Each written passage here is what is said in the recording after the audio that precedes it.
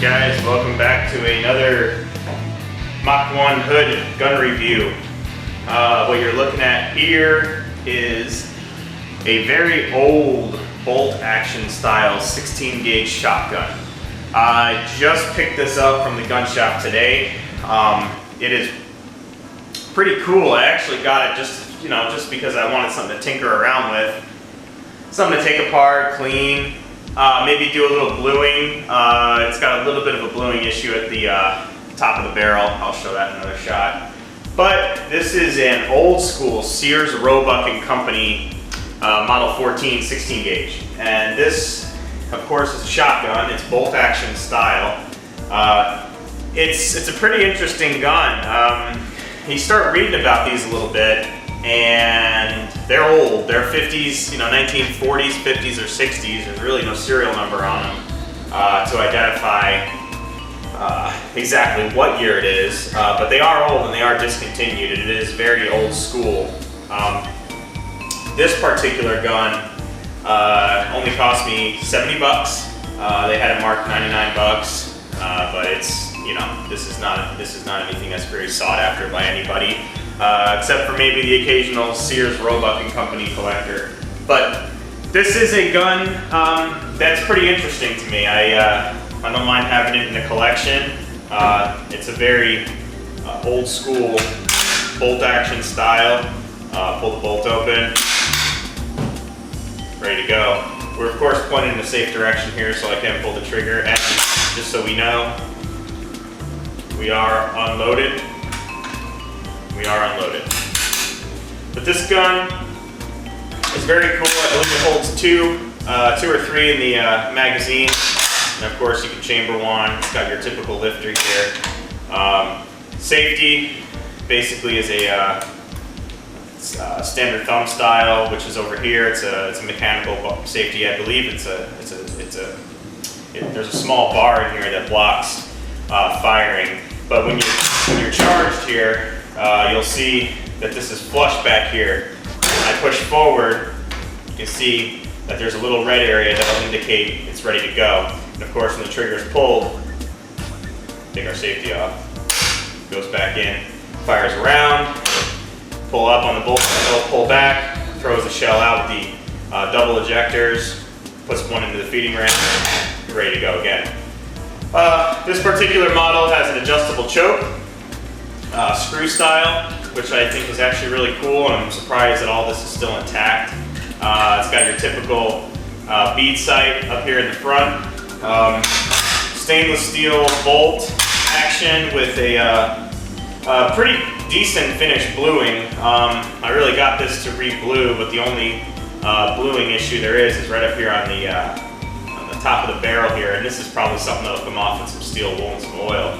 But of course I'll document that going on, since this idea seems to be taken off. People are really seeming to like the gun review idea, and I can't help but thank my two good buddies I reached out to yesterday on YouTube, hoping to kind of open up a little bit of a relationship with these guys. And it's Pete over at the Armory channel and Ebomi. You guys are awesome. Thanks a lot for taking a look at the first vid. I really do appreciate it. But getting back to this beauty here, this gun, still got the tag on it.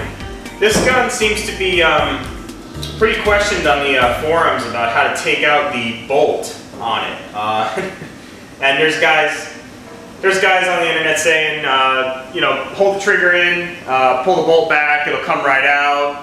Another guy says, with the Model 14, you need to hold the trigger forward and the bolt will come out. None of that is true, actually. This gun, it only took me a little while of tinkering to figure it out. This gun actually has to be taken apart to pull this bolt out.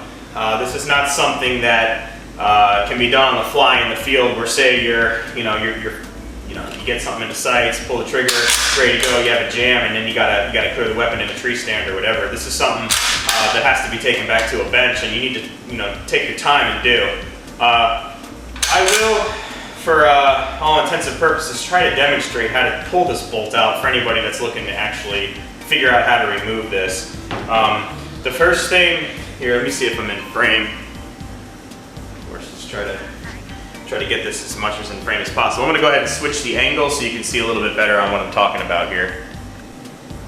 Okay, first thing you're gonna wanna do to take this bolt out is, of course, make sure you're clear. We already did that. You wanna go ahead and, just to prove everybody, or prove what everyone's saying is incorrect. We're ready to go here. Let's hold our trigger in. Doesn't wanna go. Twist it down this way and pull. She doesn't go. Try to pull up on the trigger. She doesn't wanna go. So you can clearly see that's not the way it's supposed to come out. So what we're gonna do, I'm gonna slowly work here around my tripod and start to take this apart here so y'all can see what's going on. And like I said, this is something you don't want to rush. You don't want to try to do this in the field because you are going to figure out pretty quickly that you do got a couple small parts to deal with here to make this process happen. So this is our action screw. Once we take this out, all the action is going to come out of the stock. And you want to, of course, be careful because depending on how old the gun is, go ahead and just lift. Careful not to. Yep. Good thing she's getting repainted. All right, so here's our typical action here. This is very old school. There's our magazine tube. That can't hold more than 2 or 3. I'd say 2. 2 3/4 chamber, 16 gauge shells. But here you go. This is the next area you're going to be working in here, and it is a series of retention cotter pins and typical steel pins that hold the mechanism together. And what we're working on in particular, what stops this bolt from coming out of the gun is not the trigger mechanism, it's actually the feeder amp, the feeder here. This is what actually stops and prevents this bolt from coming out of here. You'll notice when this is down, you pull back, that feed ramp wants to go and load another round into the chamber and get it ready to be chambered. So what you have to think about here is when this is coming back, it's actuating a mechanism in here to lift this feed ramp up. So you have to understand that there's something here that's blocking this from coming out that a trigger pull or a trigger push is not going to solve. So the thing that stops the bolt from coming out on this gun is this right here. So what you want to do, you want to start looking at some of these pins here. And let me get a good shot here at the light. This pin right here, let me get my pointer because my big fat fingers are in the way. This pin right here is going to be a pin that ultimately releases this from coming out of here. This pin right here. Now, I will caution you, do not remove this pin. This pin retains a spring. This is spring loaded. That's what makes this a process. When you pull this pin out, this ramp wants to push this way and come out under spring pressure. This pin right here stops the spring that's on a swivel from rotating all the way around, and it keeps spring tension. So what I would recommend, the only pin you want to start messing with is this one right here. So let's go ahead and do this. What the hell? Go ahead and first remove this little pin here, and I got a magnetized screwdriver. You're dealing with tiny little pieces here. So actually I'm gonna go ahead and get a mag tray.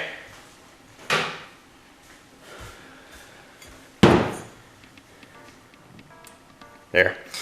All right, so this pin right here, like I said, comes out and that releases your bolt. So let's go ahead, push out. Now, my screwdriver pushed this pin out right here, which is now still holding in our ramp, our feed ramp. So you'll notice, I want to show you the spring tension here. You can kind of watch. There's a spring up, there's a spring down. Pay attention to how this comes out. I can't stress that enough.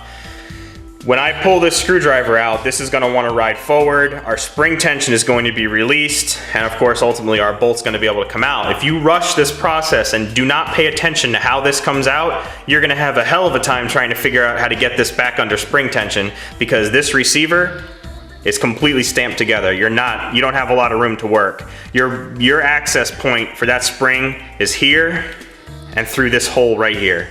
So you gotta really pay attention to how this comes out. I mean, I know this is a gun that, yeah, you can fuck up and whatever, you're out $100 or whatever, but maybe this is a granddad's old gun, maybe this is a hand-me-down gun that you had, and you know, what's the sense in rushing something and then trying to put it back together, it doesn't ever work again. So what I'm gonna do, I'm gonna go ahead and remove my screwdriver, and I'm sorry if this video is long-winded. I'm gonna try to make my videos as descriptive as possible to kind of show the layman or the person that hasn't worked on guns or doesn't really know what's going on, how to do it. So I'm gonna go ahead and pull this out, and I'm gonna keep my hand tension here. That's removed. Set that down. And let's slowly, my spring tension's gone, okay. Now let's look at this mechanism here. This right here is what stops that bolt from coming out. This needs to be out of the bolt in order for it to slide. But if we pay attention to something very important, right here, you see this groove where my thumbnail is? That groove is what the tiny little spring in here grabs onto. So when you put this back in, when you go to reassemble this back in, you're gonna be looking for a little spring. It looks like a U shape, and that little U shape rides in this groove.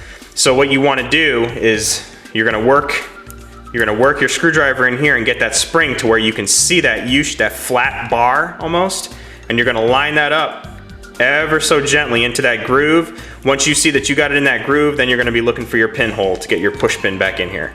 So it's a simple process, but it's a process that'll really trip you up if you don't pay attention to how that spring came out of there. And do not pull this pin out unless you absolutely have to, because if you pull this pin out, now you have to try to align that spring back into this spot and then get your pin in there. And that's gonna, I guarantee that's gonna be a more challenging process than you think, because it's not gonna be easy working in this small area here.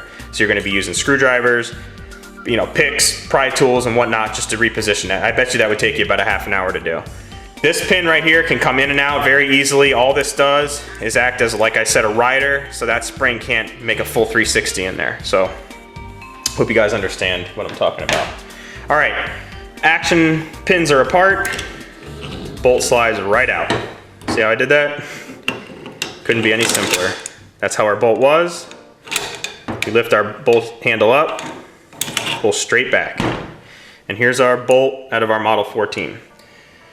So we can tell that this gun is, you know, it's fairly clean. It could use a really good cleaning and polishing. I actually want to spend some time, just because I love working on stuff like this. I want to polish this up, get it really clean, really lubed, nice preserved mechanical condition, really get it back to the way it was back in the 40s or 50s or 60s, whatever year this particular Model 14 was.